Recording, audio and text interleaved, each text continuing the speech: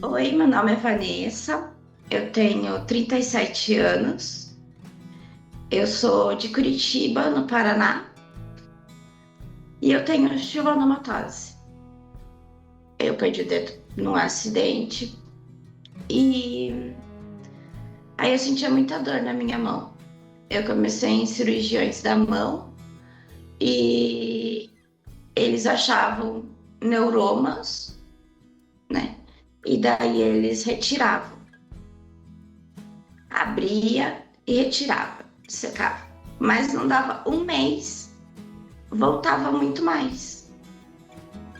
Voltava numa quantidade maior. Parecia que nunca tinha tirado, sabe?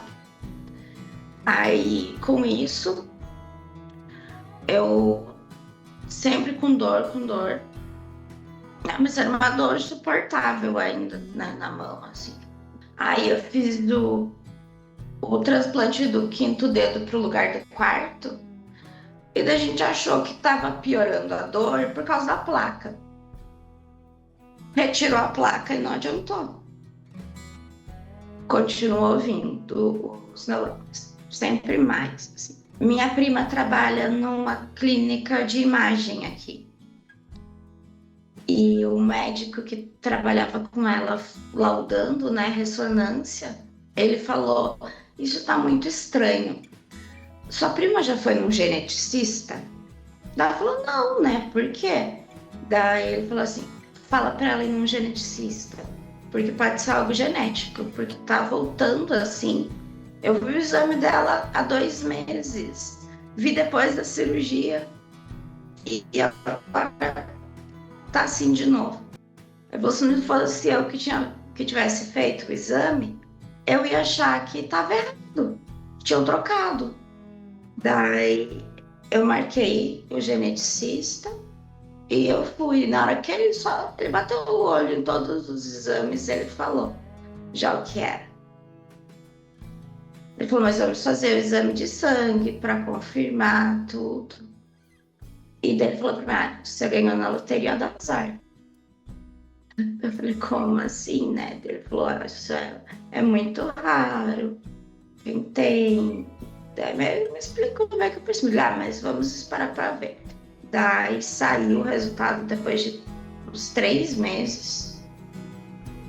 Saiu o resultado, mas não apareceu nada. Daí eu fiquei feliz, né? Não é nada. Daí ele me explicou que geralmente no sangue é muito difícil de aparecer, mas que o quadro clínico em si já tinha fechado o diagnóstico pelo quadro clínico. Então eu falei, então tá. Mas no momento eu achei que aquilo não ia mudar em nada na minha vida, né? Era só dor na mão, tava tudo bem. Aí fiz mais uma cirurgia e daí perdi o movimento da mão. Fiquei 2 anos e pouco tentando recuperar. Não consegui. E foi subindo a dor, né?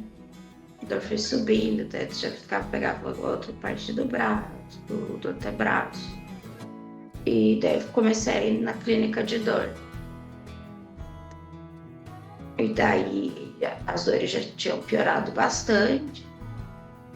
Daí comecei a fazer mais tratamentos.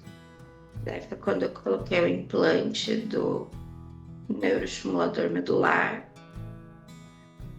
E depois do implante que eu comecei a sentir dor na coluna. Eu falava pro médico que estava doendo. E ele dizia que era reflexo do meu braço. Não tinha nada, que não era nada. Isso que a gente tinha que pintar, né? Quem vai à clínica de dor sabe que a gente tem que pintar de verde, que dá pouco, amarelo, uma dor moderada, e vermelho, dor intensa. E eu pintava sempre minha coluna de vermelho. E eu, como eu era estudantes também ali, residentes, então eles não. Eles estavam focados na mão. Daí esse mesmo médico falou para minha mãe que eu não tinha nada de neurofibromatose, porque eu não tinha as manchas café com leite. E a minha mãe, naquela época, até hoje ela não entende muito, né? Ela estudou até a quarta série, então não entendi muito. Mas, no caso, por eu ter falado que era uma doença que não tinha cura, isso deixou ela muito preocupada. E daí o médico ter falado que não era, ela falou, não é. Ela passou 2 anos e pouco em negação. Então isso foi bem difícil, assim. É muito complicado um diagnóstico ou dizer que a pessoa não tem, ou tirar o diagnóstico de alguém que sabe, de um especialista. Porque é muito emocional de muitas pessoas envolvidas, né? Então eu ter visto a esperança no olho dela e a negação dela por muito tempo foi bem difícil. Mesmo ela vendo eu sofrer para ela, era outra coisa. Essa questão do médico, o neurologista ter feito isso foi bem complicado. Daí eu comecei a perceber que ali na clínica eles não estavam prestando atenção na minha dor mesmo, eles queriam ficar testando procedimentos, porque o único tratamento que tinha dado um pouco de tipo, tinha dado um resultado assim de não ter muita crise, de não ir tanto para o pronto-socorro, foi o tratamento com a ketamina. Só que o plano tinha falado para o médico que não era mais para ele receitar. Porque isso é muito caro, né? Porque tem que ir na UTI. Então, uma diária de UTI é muito cara e eles não queriam pagar para ser um tratamento de dor. E daí ele não receitou mais. E daí eu percebi que daí ele só queria fazer bloqueio de nervo. Mas toda vez sempre a mesma coisa e não funcionava, falava que não funcionava. E era sempre, daí vinha um estudante novo. Mas eu tô sendo cobaia aqui para alguém ficar enfiando essas agulhas enormes em mim. Aí eu falei, eu não vou mais. Não vou porque ele não pediu um exame da minha coluna e eu tô sentindo muita dor na coluna. E o meu neuro que me trata desde 2008, logo depois um ano depois de ter perdido o dedo. E eu falei pra ele, né, da dor na coluna, eu falei, eu tô achando que tem na coluna também. Falou, não, chega disso, né? Já basta na mão, vamos ter fé. Falei, vamos ter, né? Claro, mas acho que a gente precisa fazer um exame. Falei, claro, vamos fazer o exame, mas vamos ter fé que não vai ter nada. Ele pediu a eletroneuromiografia, que é um exame que eu detesto, porque ele dói tudo, né? Daí você já sente dor 24 horas por dia. E ainda ficar enfiando um monte de agulhinha, levando choque, sentir mais dor, é pior. Mas é muito importante. É muito importante. Esse exame foi bem decisivo, assim, porque nele ele já apareceu que tinha algo bem errado na minha coluna. E daí na ressonância apareceu o outro. Eles já colocam, né, eles não tiram, né, para avaliar, porque é um local bem de difícil acesso, tanto que tem que ser naquela máquina 3 Tesla, que ela pega melhor, né? E daí foi nela que apareceu. E tinha na coluna também. Os 3 últimos anos pra cá piorou muito.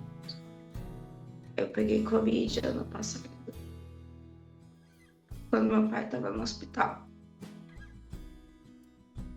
Perdi meu pai em dezembro.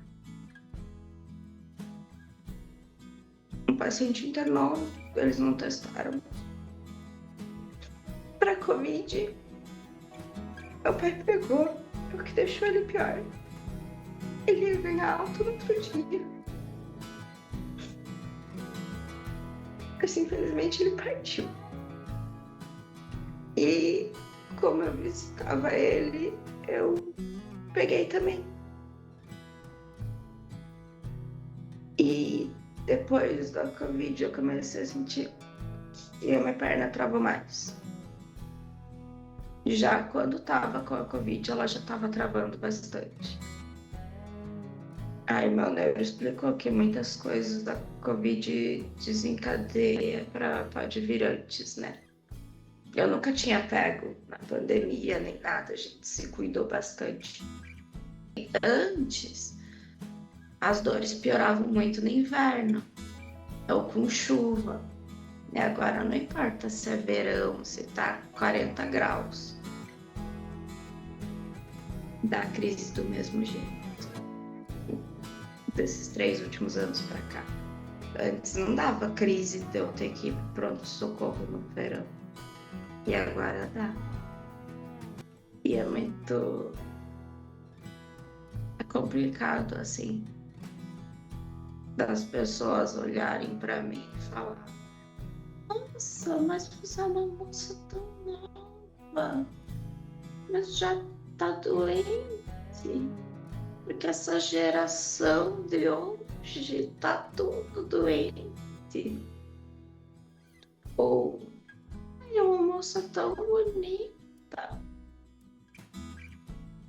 E pior, nem parece que você tá doente. Acho que são as piores coisas que a gente escuta. Assim. E isso não é só pessoas estranhas.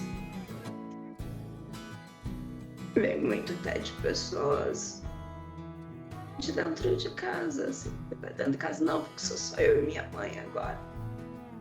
Mas às vezes o irmão fala: tem que sair para se distrair, que daí a dor passa. E não é assim. A dor, ela não passa. Não passa. Eu não lembro.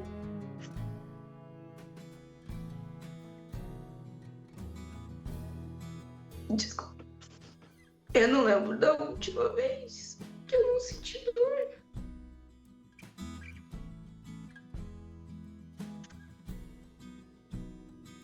Porque sentir dor é muito ruim. Naquela folha de equipe de dor, sempre tem, né? De 1 a 10, o quanto a doença impactou na sua vida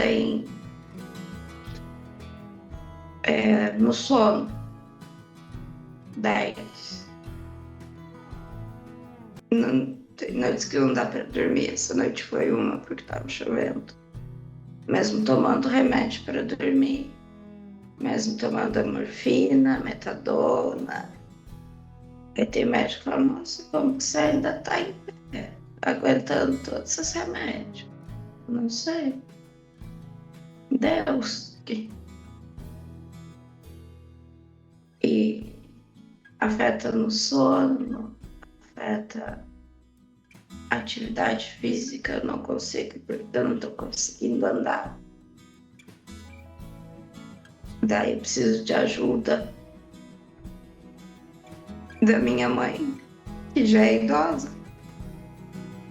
Eu preciso da ajuda dela para fazer coisas simples às vezes. Afeta o financeiro, nem se fala, né? Porque eu fiz faculdade, eu estudei. O meu sonho sempre foi dar tudo de melhor para os meus pais. E eu não consegui. Não que eu tenha ficado, né? Que eu nasci assim e eu não tenho culpa. E daí, no INSS, muitas vezes os peritos dão alta. Vai na justiça, já tinha dado certo 2 vezes. Agora, na última vez, a mesa médica que me atendeu antes disse que agora eu posso trabalhar, sendo que nas outras vezes eu estava um pouco melhor. Amigos não existem mais, porque eles cansam com o tempo, e eu entendo. Porque foram muitas coisas que eu não pude participar. Momentos importantes que me chamaram e eu não pude ir, porque eu não estava bem. Já chegaram a questionar minha mãe se o que eu sentia era tão forte assim, achando que era uma desculpa minha por eu não ir em algum lugar, ou porque eu não queria mais ser amiga da pessoa. Mas não era isso. Então, os amigos que eu tenho hoje são pouquíssimos. São pessoas que eu conheci na internet e que acabou vindo para o mundo real, do virtual para o real. Você não quer trabalhar porque quer fazer outra coisa, quer sair, quer ficar fazendo qualquer outra coisa. É desculpa. Eu não saio de dentro de casa. E às vezes eu preciso de ajuda, mesmo com a bengala, de ajuda para ir até o banheiro. Isso aconteceu esses dias. Minha mãe me ajudando. Eu tava com muita tontura. E eu quase fui caindo. Ela foi me segurar e caiu. Me machucou o braço. Aí a gente se culpa por isso também. Então é muita coisa. E daí agora sem receber, tudo virou de ponta cabeça, porque meu pai era o provedor da casa, né? Mesmo ganhando um salário pouquinho, era ele que mantinha a casa. Minha mãe não é aposentada. Então, a gente está esperando sair o que era o salário dele. Vão diminuir, né? Fica o salário mínimo. E daí vai ela voltar a receber e pra gente poder manter a casa sem meus irmãos precisarem se desdobrar, porque eles também têm família e não ganham bem assim. Então se desdobrando em vários para conseguir ajudar no básico, né? Eu nunca esperei passar na vida. Não só pela perda do pai, mas pelo todo, né? Pela situação em si, porque daí veio tudo junto e o INSS fazer isso, e daí foi um momento desesperador de eu olhar e não poder ajudar minha própria mãe ali. Sendo que desde pequena eu sempre falava, muito pequena, eu falava que eu queria estudar e trabalhar para ajudar eles. Porque como eles me acolheram por eu ser adotada, né? Eles me adotaram com 3 dias de vida, eu tinha acabado de sair do hospital. A minha gratidão, meu amor é muito grande.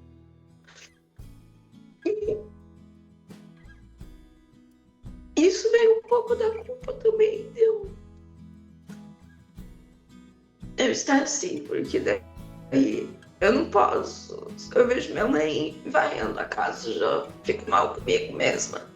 Porque como que uma pessoa, como eu deixo uma pessoa de 78 anos varrer a casa e eu com 37. Era pra eu estar fazendo isso, não ela. Eu que tinha que limpar a casa. E eu não consigo. Então, isso afeta em tudo.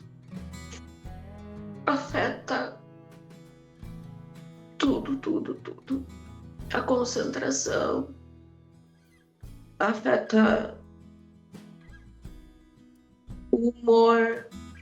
Tem dias que, se eu tiver com crise, até com a mãe, às vezes eu sou meio grossa, porque ela vem querer conversar comigo e eu não consigo prestar atenção, responder o básico. Porque a dor tá tão forte que eu não consigo. Eu falo, mãe, me perdoa. Mas não dá. Então, eu tô falhando como filho.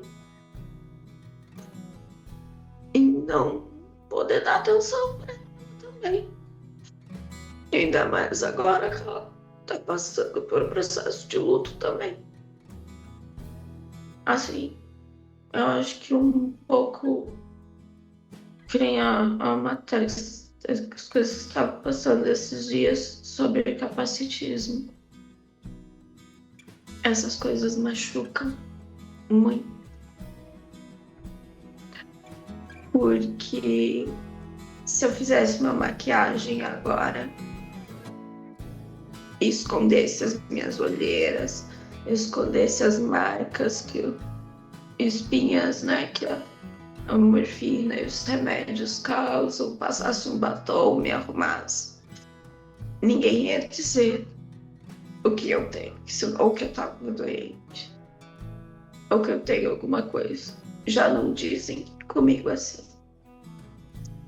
Eu acho que as pessoas deveriam se conscientizar mais, entender que ninguém vem com um diagnóstico escrito, como um painel, uma testa, uma placa no pescoço. Mesmo que por muitas vezes a gente use o nosso cordão de girassol, que muitos nem sabem para que é, não vem escrito. E não só para a questão do capacitismo com pessoas que têm doenças invisíveis, deficiências invisíveis, mas para tudo na vida.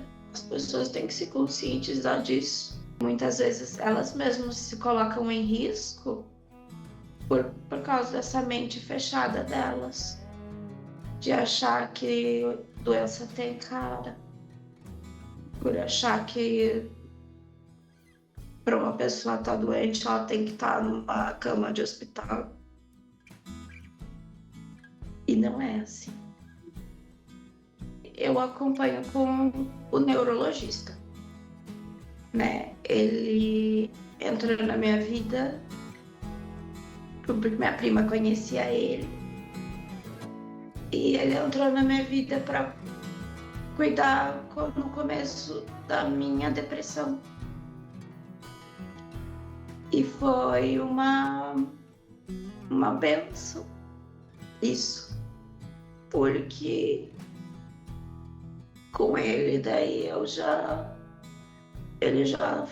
gente já foi conversando sobre a neurofibromatose depois, e foi uma benção já ter um neurologista de confiança. Então ele me acompanha desde 2008. Eu vi o filho dele entrar pra faculdade, eu vi o outro filho dele nascer.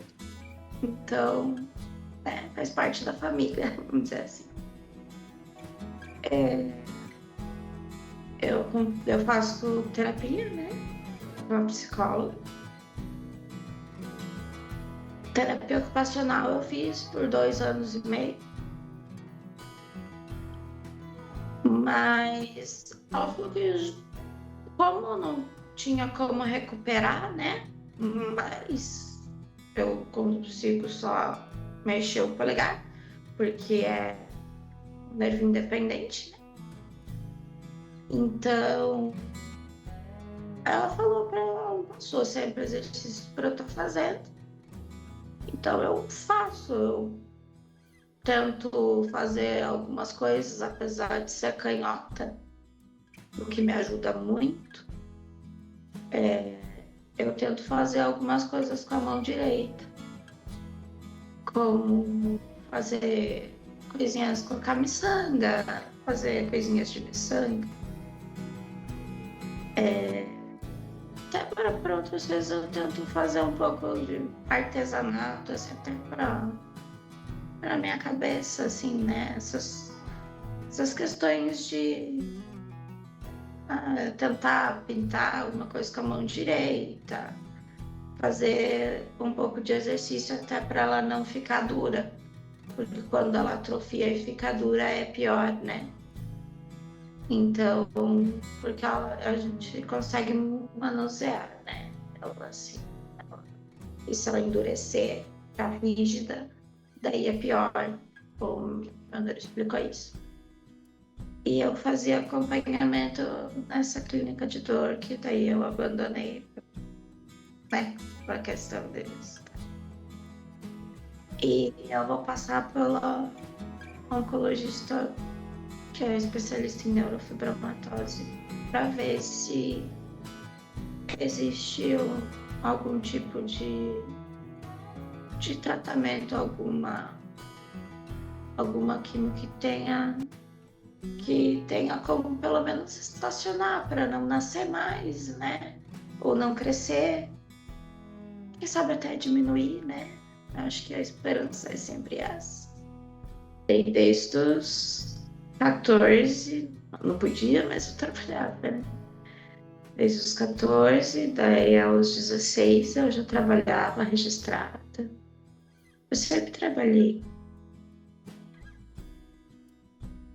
Daí eu, mesmo com depressão, não era o curso que eu queria. Eu ia fazer psicologia, queria fazer psicologia. Mas não queria clinicar, eu queria ser psicóloga forense. E eu ganhei bolsa integral na faculdade. Mas não fechou turma de psicologia. Daí, como tinha psicologia na grade de RH, eu fiz RH. Porque daí o intuito era ter ensino superior para passar em concurso. Porém, tudo vai mudando, né? Eu fui piorando e inclusive eu apresentei meu TCC recém-operada da mão. Mas a esperança está muito grande com os medicamentos que estão sendo usados para estigmatose também, né? Estão sendo usados para NF2, na verdade, né? Então pode ser que exista essa possibilidade. Eu prometi pro meu pai.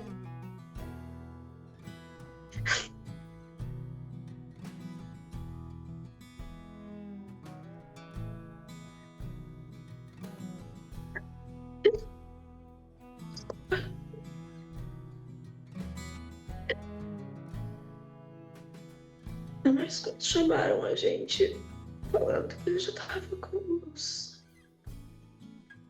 os sinais, né, de que ele ia partir.